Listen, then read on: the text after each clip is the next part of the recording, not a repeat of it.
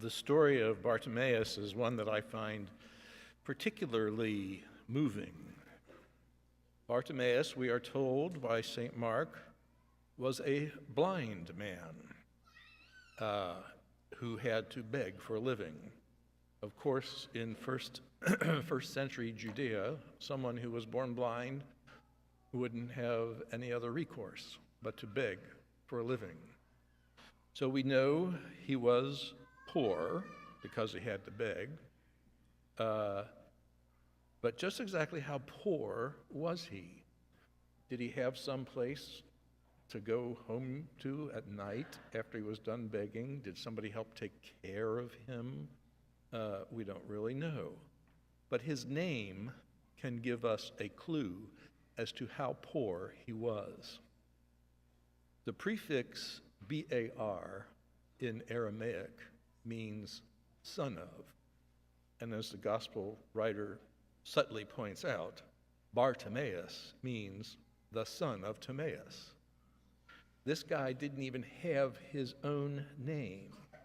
He was born into such poverty that his parents didn't even give him a name. He was just simply known as, oh, well, he's my son and I'm Timaeus, so he's the son of Timaeus.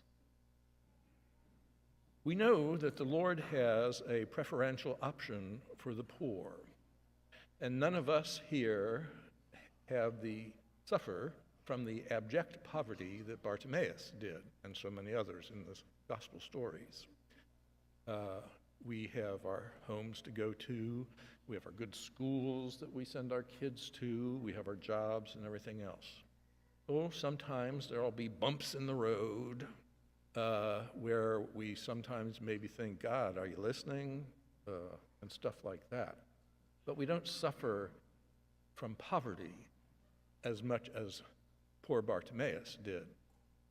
But we do have one thing in common with Bartimaeus, and that is hope in the Lord. And Bartimaeus was very determined in his hope in the Lord, because even when people were telling him to shush up, he kept on begging for Jesus' attention and eventually received his sight and followed Jesus. Let our hope be that our hope in the Lord Jesus will be just as determined, in no matter what circumstance we find ourselves in, just as determined as was that of Bartimaeus.